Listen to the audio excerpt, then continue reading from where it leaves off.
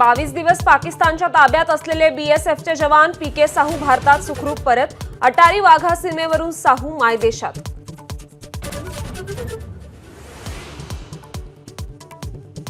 भारताच्या आक्रमणात पाकिस्तानच्या 11 एअरबेसच्या धावपट्ट्या आणि इमारती बेचिराख. उद्ध्वस्त एअरबेसचे सॅटेलाइटने टिपलेले फोटो समोर. पाकिस्तानकडूनही कबुली. भारताने उद्ध्वस्त केलेले दहशतवाद्यांचे अड्डे पाकिस्तान पुन्हा बांधून देणार. जैशचं मुख्यालय, लष्कर आणि हिजबुल्लाचे अड्डे पुन्हा उभारणार. ठार झालेल्या दहशतवाद्यांच्या कुटुंबियांना 1-1 कोटींची मदत.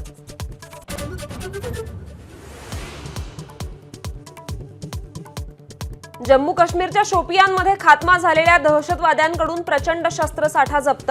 AK-47 रायफली, हातबॉम्ब, कारतूसं हस्तगत. थोड्याच वेळात सैन्याची पत्रकार परिषद.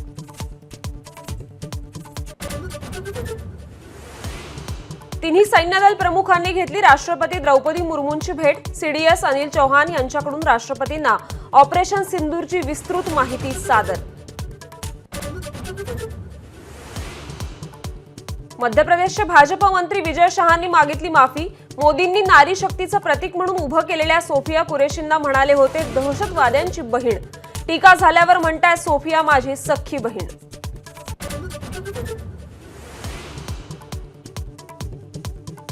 ऑपरेशन सिंदूरचं यश साजरं करण्यासाठी देशभरात तिरंगा रॅली. ठाण्यात उपमुख्यमंत्री एकनाथ शिंदे यात्रेत सहभागी, तर मुंबईत मुख्यमंत्र्यांसह भाजप नेते सहभागी होणार. दोन्ही राष्ट्रवादींच्या विलीनीकरणाची वरिष्ठ पातळीवर चर्चा नाही. कालच्या बैठकीत अजित पवारांनी भूमिका स्पष्ट केल्याची सूत्रांची माहिती. गळती रोखण्यासाठी शरद पवारांनी सूतोवाच केल्याचंही वक्तव्य.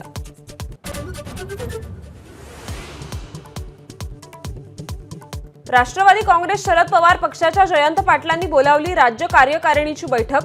प्रदेश पदाधिकारी, जिल्हा निरीक्षकांना उपस्थित राहण्याच्या सूचना. जयंत पाटील काय भूमिका घेणार याकडे लक्ष.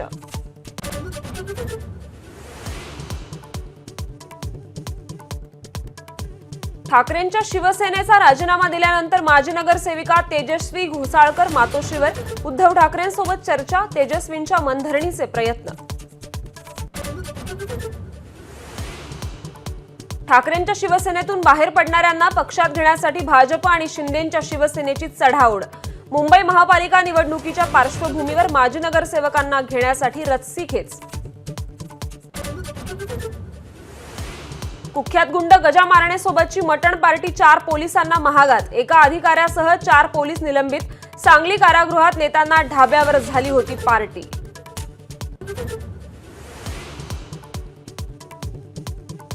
दहिसर पूर्व ते काशीगाव मेट्रो 9च्या पहिल्या टप्प्याची चाचणी. मुख्यमंत्र्यांकडून हिरवा कंदील. वाहतूक कोंडी कमी होण्यास मदत होणार.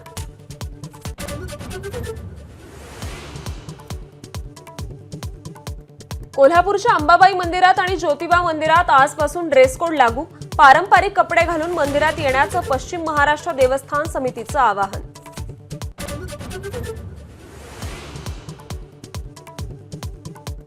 अमरावतीचे सुपुत्र भूषण गवई देशाचे 52वे सरन्यायाधीश. राष्ट्रपतींनी दिली शपथ.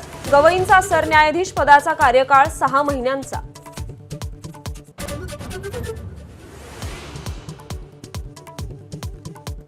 चीनच्या ग्लोबल टाइम्स या सरकारी मुखपत्रकासह झिन्हुआ न्यूज एजन्सीवर भारताची बंदी. फेक न्यूज आणि भारत विरोधी प्रोपगंडा राबवत असल्यानं कारवाई. तर तुर्कीचं TRT वर्ल्डचं एक्स अकाउंटही बॅन.